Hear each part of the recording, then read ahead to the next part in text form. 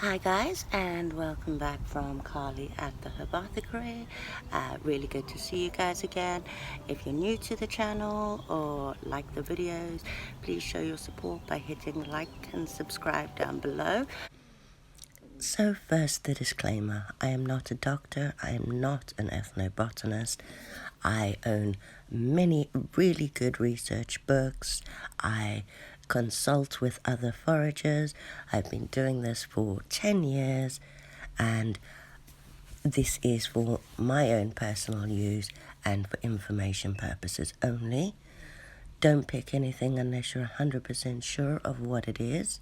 Don't eat anything unless you're 1000% sure of what it is. Always do your own thorough research. Check with as many different sources as you can until you are sure of what you're picking. Avoid places where pesticides and pollution and animals might have sprayed. Only ever take as much as you need. Do not pick endangered species, and make sure you have the landowner's permission before you forage anywhere. If you've been watching my previous videos, you know that I haven't been out foraging quite as much this year, and this is for a few reasons. Not only because we're putting in more time and effort in the herbathicary garden, but I've also had this really bad persistent cough for about 8 months now, and it's just been getting worse. I've been to the doctors, I've had chest x-rays, I've had an inhaler, I've tried various meds including antibiotics, but nothing seems to be moving this awful, painful, sorry to be gross, but phlegmy cough. It's 28 degrees out today, so I thought I'd take my lunch break to go for a stroll around the little green area near where I work, and straight away I found a young burdock. It's very young, so the fruit won't be worth harvesting just yet, but as it is a public area, I won't be digging this one up. So I found some red clover. I'm definitely going to come back for that. Red clover tea is great for premenstrual issues and the symptoms of menopause. And nature answered my call.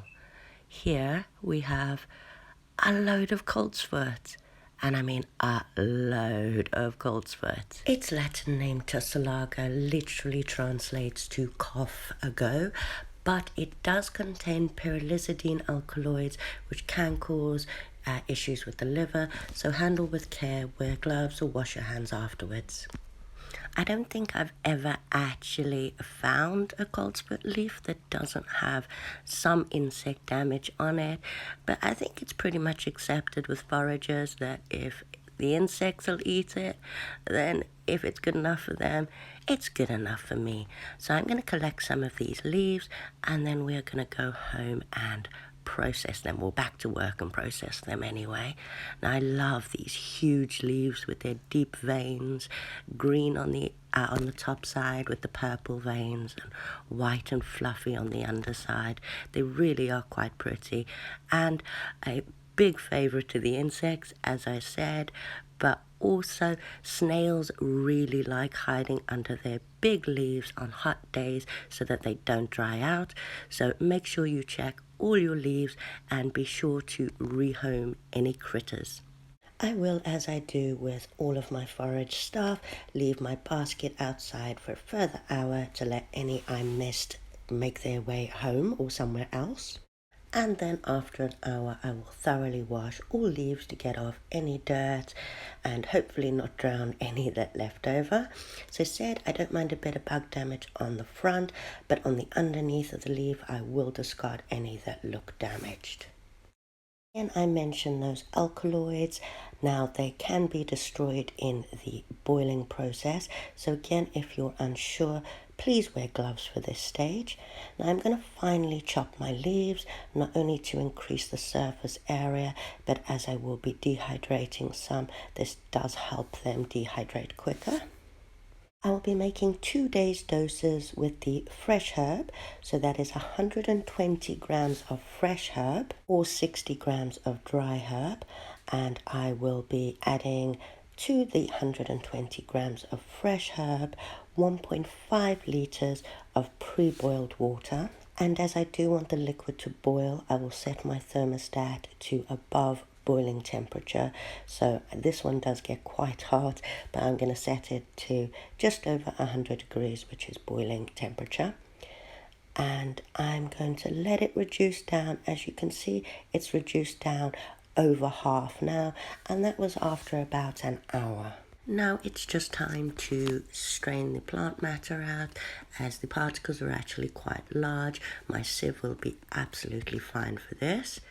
And then I'm just going to squeeze out anything remaining in that plant matter with the back of my wooden spoon.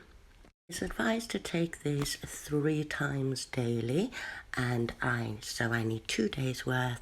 I need 6 doses, so I'm going to measure out what I have left, and it appears I have about 450 mils, so that's 75 mils 3 times a day for 2 days. I will also add in about 2 tablespoons of organic Manuka honey, not only as a sweetener, but also for its antibacterial properties and its ability to coat and soothe a sore throat. Then it's just time to measure out my first dose of 75 mils, and I do like to drink this warm, so you can reheat it if you so wish for your next doses. So first 75 mils, and then I will pop the rest in a nice clean container and pop it in my fridge for the next 5 doses. So just to recap, for 2 days doses, that's 120 grams of fresh herb or 60 grams of dried to 1.5 liters of water. Reduce it down. Make sure you do boil the concoction so that you actually eliminate those alkaloids. Wear gloves if you're wary when harvesting it and when cutting it, but once it is cooked, it should be safe. It is advised to carry out an allergy test beforehand, so maybe just have a small amount and see how you feel afterwards. You never know with plants, and if you're not sure, don't try this. And obviously, please do as much of your own research as you can. Always label anything that you make.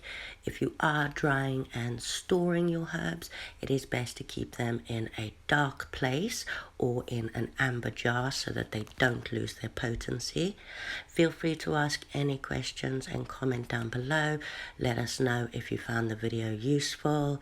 And again, please forage with care and caution. Thank you guys for coming back to the Herbathicary. I do hope you found this video useful. Please don't forget to like and subscribe if you did, and it just lets us know that what we're doing is actually helping some people.